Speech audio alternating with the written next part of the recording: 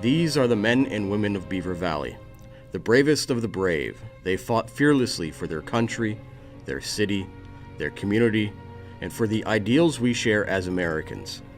They served proudly in World War II, Korea, Vietnam, the Gulf War, Iraq, and Afghanistan. Here now are their stories, their own experiences in their own words, the words of the heroes of Beaver Valley. 86-year-old Daugherty Township resident Monique Jones was born and raised in Verdun, France. This is where they had the armistice from the First War in 1918. My parents had a cafe right in town. And as I said, we saw a lot of people. You know, I saw Queen Elizabeth. At that time, she was just Elizabeth. She was just a tiny little girl. I saw Chans. I saw people from all over the world that came to see us. When it was about in June in 1939, Hitler invaded Poland. And of course, he was going to invade France. And some of the most intellectual people in my hometown were actually German that lived there for so many years. And when the Germans decided to invade France, they actually helped the German.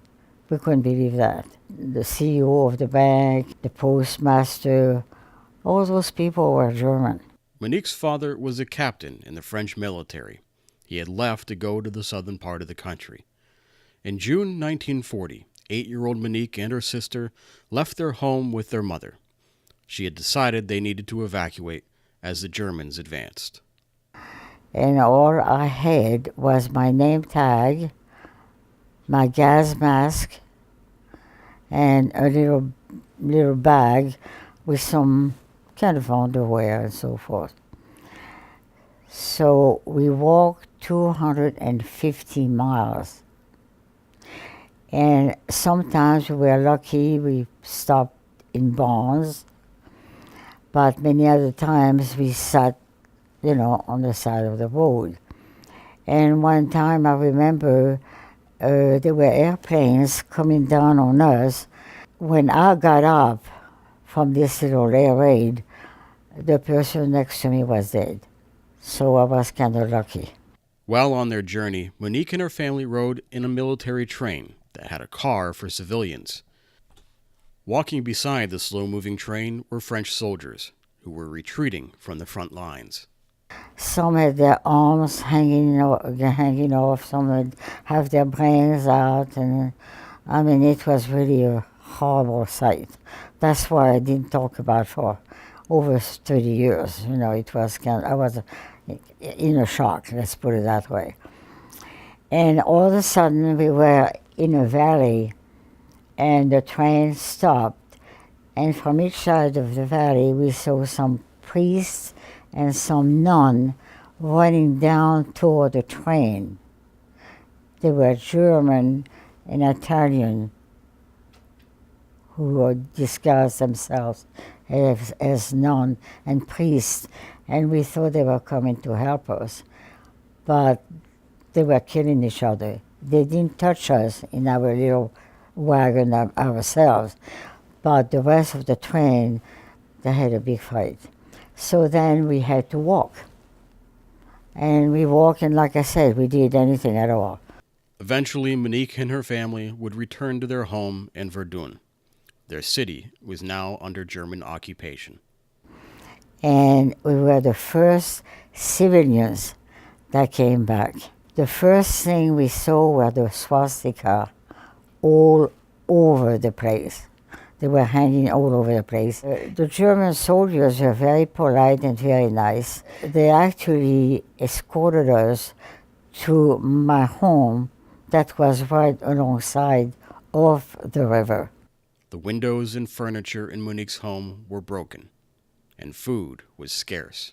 A German soldier would come and open up the newspaper and give us food. We never knew who it was. And that's how we lived for another week. And upstairs in our living room, we had beautiful crystal, all the best that we had. And the German officers had a party in there. They had champagne and everything else, and when they heard we were coming, they all took off, but it was still some helmets and so forth, they left there.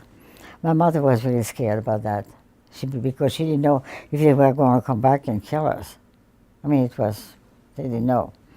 And the next day somebody came and excused themselves and got the helmets.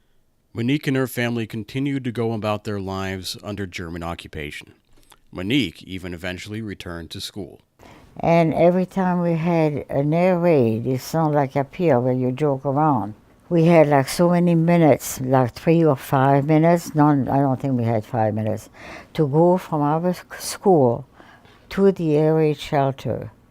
And we had to put the mask, the gas mask, or in the front, on the person in the front of you.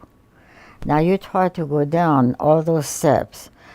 You're scared to death you're going to die, because don't forget, I already had that experience.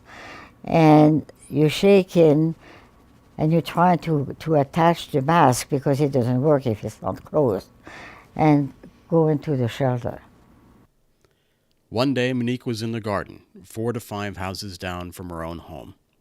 While she collected vegetables, the air raid siren went off. I was running. I had those vegetables in a little red wagon, little red wagon you had, on the quay. And as I was running, the vegetables were flying all over the place, which saved my life, because when the Gestapo, the SS, saw me, they all cried. I mean, they all laughed. They thought that was the funniest thing they ever seen. So, but the Gestapo never bothered us. They bothered the Jewish people, which I didn't know at the time why they had those yellow stars.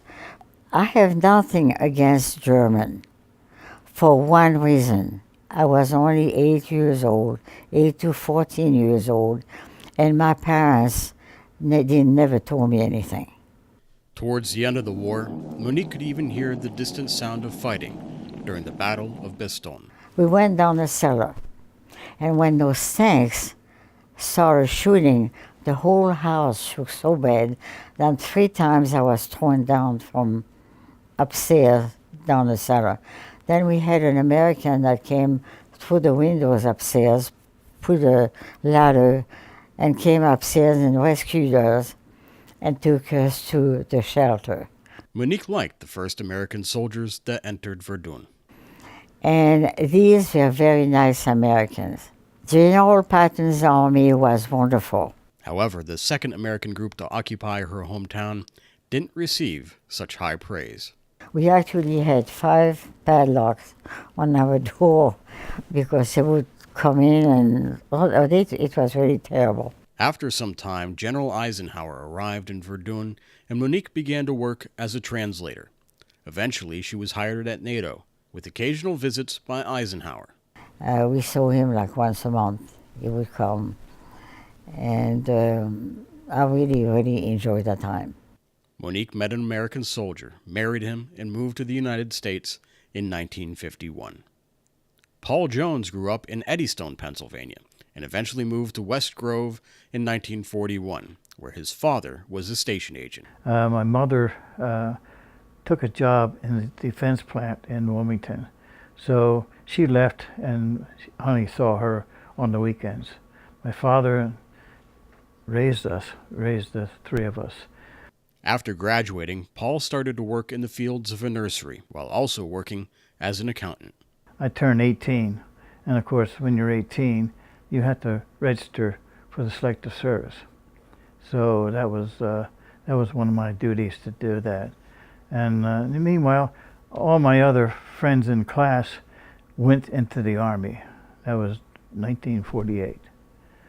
Paul decided to take a job as a bookkeeper for a fuel company. In 1952, he received a notice that he had been chosen for selective service. I took the train to Philadelphia and stood in line with a bunch of, there must have been a couple hundred other guys there. We were all chosen to participate in the draft. They said every fifth man is going to the Marines. So 1, 2, 3, 4, 5. So they picked me to go in the Marine Corps. I was petrified because Marines were supposed to be, sharp. Yeah. They were supposed to be, the fighters and that sort of thing. So I was kind of worried about it. His first experience away from home was a time he spent at boot camp at Parris Island in South Carolina. It was very disciplined because you couldn't walk any place. You had to run. No matter where you went, you ran. Ran to the mess hall, you ran to the barracks, you ran. You never was still. If one guy did something, the whole barracks suffered because of that one guy. I graduated there with a stripe, so that means I don't have to run anymore. Paul was transferred to Cherry Point, North Carolina, where he did clerical work for the Marines until 1954. After proudly serving in the military, Paul re-entered civilian life and eventually got a job as a controller for a business. He, like Monique, left his marriage of 27 years. Monique and Paul met and were friends for 4 years before getting married. Today, they've been together for 37 years.